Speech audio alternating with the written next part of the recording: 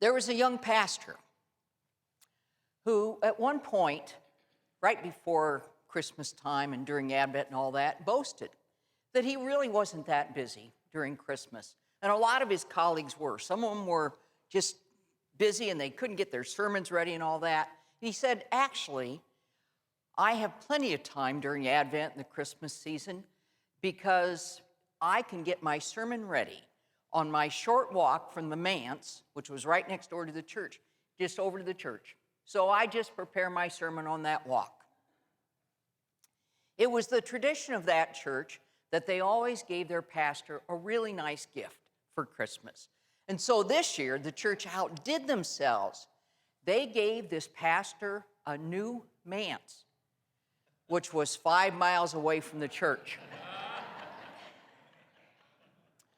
You received some gifts during Christmas. Perhaps you gave some gifts during Christmas.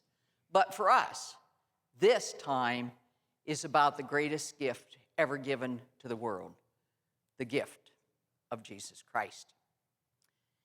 I think about that story that we've heard many times. Here came this little baby in this manger, the story goes, who grew up, who became big, the biggest story in all the world. So we're going to focus on that. We're going to focus on the manger stories and how the story that was little, the story of the components of Advent, and the 4 components of Advent with which we lit the Advent candles are. Help me now. The candles stand for joy. Okay, joy, hope, peace, and love. So those little things were little in the manger, and they became big, the biggest story in all of humanity. That's another way to think about Christmas. Martin Luther said this: God became small in the form of Christ so that we could become big. God showed us in his heart so that our hearts might become big. So we're going to focus on the little story of the manger and how it became big and how we as faithful people have a role in that. So think about the baby in the manger. When I was a kid, we had a live nativity scene. Did you ever have a live nativity scene or participate in those? And I remember we took some of our sheep in from the farm. This is true. In our green 1960 Chevy pickup, we took in these sheep. And somebody brought their baby. And that went really well until the baby acted a little bit out of control. So then they had to take the baby Jesus in the church, and so we had this live nativity scene with no baby there because the child needed to be addressed in different ways. But the baby began. And when we have a little baby, we don't have any here today that I can see, we all get kind of funny, don't we?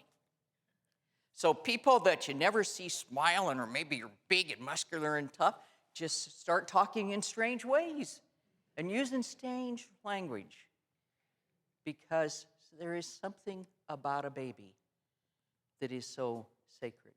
And that's how Jesus came into the world. God became small in Jesus. And who did that baby come to? Poor parents, people who are wandering around, refugees. And I think about that story, and the Bible says that Jesus will come again. And some of us believe that, and I suspect some of us don't believe that. But if Jesus came again, how would he come? Would he come as a little baby in a manger? Where would he come? Would he come to Epic so that he could go take care of dogs? Would he come to the southern border of this country? Would he come to what's going on in Ukraine, Gaza? Would he come to progressives or conservatives, straights or gays or trans? To whom would Jesus come if he came again? And would he come as a baby? Or would he come as already big? We don't know those answers, but we need to think about those in our own faith journey. The message of the manger is about love, hope, joy, and peace. It is a message of tenderness. That's why we love to see little babies. That's why we love to hold them. Because in a little baby that we get to hold, there's the message of hope, love, joy, and peace. But when Jesus came, there was that message too, and then it became big. So I think that a part of what we are doing in this season right after Christmas, and now it's New Year's tomorrow, and we're all going to party till at least 7 o'clock tonight, or whenever, or your bedtime, maybe 6 for some of you. I don't know when you go to bed. What is this period in between about? And I think it's about finding the manger stories in our lives, and as faithful people, creating more manger stories. The stories of tenderness, of love, joy, peace, and hope. John Calvin said, "The gospel is not a doctrine of the tongue, but of life. It cannot be grasped by reason and memory, but is only fully understood when it penetrates the whole soul and penetrates to the inner recesses of the heart." That's what the birth of Jesus is about. That hope, love, joy, and peace penetrates the heart. That's why we are faithful people. So there are 2 stories that I'd like to talk about. They are manger stories. They are manger stories about something that could have been little and insignificant, but became big. There was a man who was admitted to the emergency room. It's bad to get admitted to the emergency room these days. I was at Lutheran Hospital Friday, and there was no room for anybody. The person I went to visit had been in the emergency room since Wednesday night. So whatever you do, try not to go to the emergency room. Well, this man was lucky. He'd gone to the emergency room, and he was going to get a room, a regular room in the hospital. So they were taking him up on the gurney to the cardiac floor. They determined he had some kind of a heart problem. And he came off the elevator, and the nurses were standing around the nursing station. And this man came off the elevator on the gurney, and he looked a little rough. The nurses thought they could smell something. He looked like he hadn't had a shower or bathed for a long time. He was full of tattoos, and they were not always used to that. He looked very tough. And the nurses had this look which said, "Please don't let him be my patient." And the head nurse was there. Bonnie was her name. And she said to the other nurses gathered there, "This one's mine." And she took this man who looked a little rough, helped him get off the gurney onto the hospital bed, and she started to clean him up a little bit, brush his teeth, and do some other things to just care for him and hook up everything. And as she was caring for him, she started to think about when this guy, this dude who looked tough, was a little kid, a little baby. And she started to wonder, who was this guy's mom or dad, or did he have a family? And why did he end up in a situation in which he looked pretty tough? And contrary to what has happened in the hospital for years, because his story's a little bit old, she offered to give him a back rub. We used to get that in hospitals. Some of you remember that, right? Doesn't happen now. But she said to the man, "Would you like a back rub?" And he said, "Yes." So he turned over on his tummy, and she gave him a back rub. And she continued to think about who he was and how he got to clearly a difficult situation. And then she finished the back rub, and she turned him back over onto his back. And there were tears streaming down his face. And she just paused, and he said to her, "This is the first time anyone has touched me for years." She took the story of this little boy that she had been thinking about, a man who was clearly ostracized by society and marginalized because of his appearance and probably a tough history. And she took that story and made it a manger story of love and hope and peace and joy. Our job as faithful people is to look for those stories and then to create them so that the story of Jesus who came as a little baby in the manger continues to be a big story. Daniel was raised by his grandparents. Things went okay for a long time. He eventually was pretty much just raised by his grandmother. Daniel was an amazing football player, and he was all set to go to, I don't really know. So we'll say it was either Iowa or Iowa State, whatever your preference would be, or maybe some other school that may exist. I don't know about that. He was set to go to college on a football scholarship. But what happened as he was waiting to go to college was his grandmother's diabetes got worse.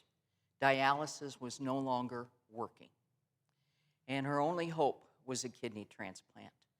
And she could find no match. Daniel snuck away, and he found out that he was a match.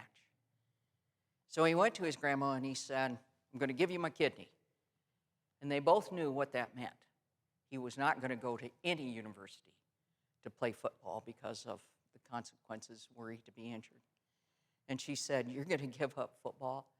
And he said, Grandma, my love for you compared to football, there's no comparison. That's the story of the manger. That's the story of a little baby, Jesus, growing up and being big. It is our job to look for those manger stories. And it is our job to create those manger stories. And you do that as people of faith. You do that as a church. We try to do it in many ways. And the world in 2024 needs a lot more manger stories. And we're the people responsible for that. So I invite you in 2024 to find those manger stories and to create more. There was a pastor who was doing his Christmas service, and he had this brilliant idea that he should talk about the star. And so he lined up 4 kids, and he made these little placards with the letters of star. So he had one little kid with an S, and one with a T, and one with an A, and one with an R. And he was going to preach without using notes and all the rest. It was his best idea ever. So it was time for the sermon, and the children came up, but they got it in reverse order. So instead of spelling star, it spelled what? Rats. In 2024, there's going to be some rats. Some things that bite, that we don't like, that are ugly. And those things are going on in this world today. We have war and hunger, not just thousands of miles away, but we have things that are rats within blocks of this church. The rats do not represent stories of the manger. Our job is to reduce the rats and create stories of the manger. Whether we're dealing with somebody at the gas station who clearly is frustrated and not been treated well, whether we're dealing with kids who have been bullied, whether we're dealing with kids who are struggling with mental health issues, whether we're dealing with people who have no homes, whatever we're dealing with, those are the rats. And our job is to eliminate the rats, identify the manger stories, and create more manger stories in little ways every day, all the time. May you be people who look for the manger stories and in 2024 create more manger stories in which the little message of love, peace, and hope and joy becomes the big story for more people. Thanks be to God.